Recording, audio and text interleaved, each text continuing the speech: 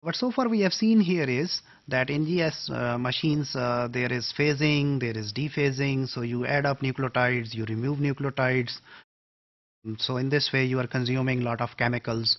In addition to that, PCR, polymerase chain reaction, where you take those single fragments and you amplify them, that also have some issues which are related with itself.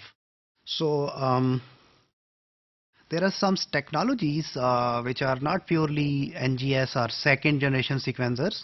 They are in between second and the third generation. So third generation is where the amplification steps or the PCRs have been removed. So there is just single molecule and there is no amplification, and those molecules are used for sequencing. These two technologies we classify here are ion torrent, but to keep it simple, we still place them in NGS. The next one is helicose. That is, we will take that in the third generation sequencers, but to be honest, these are in between second and third generation sequencing.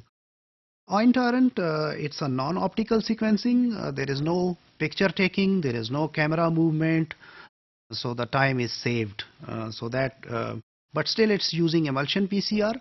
That is the property of next generation sequencing.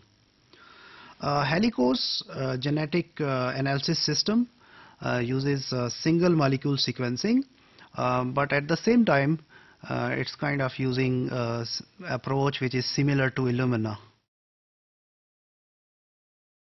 In ion semiconductor sequencing or in ion torrent, we see there are some special chips which are designed. These chips look like this, where samples are loaded somewhere here, and these are specially designed silica chips.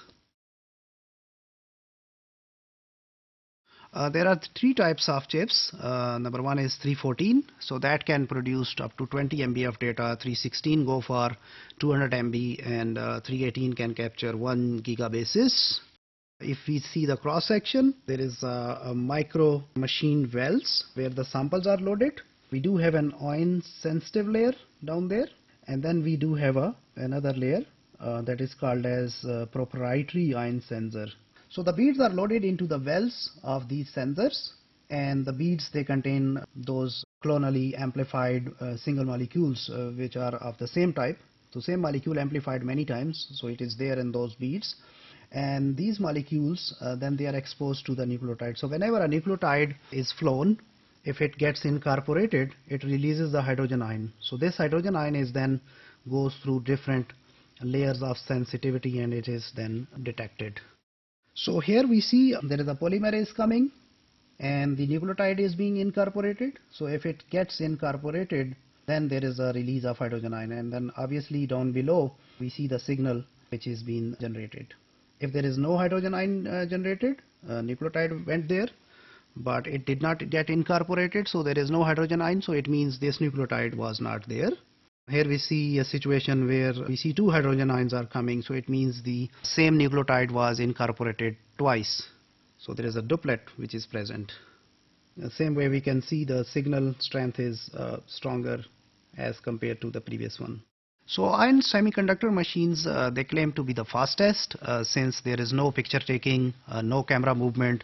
So obviously we save a lot of time, and the base read lengths are somewhere between 200 to 250 base pairs.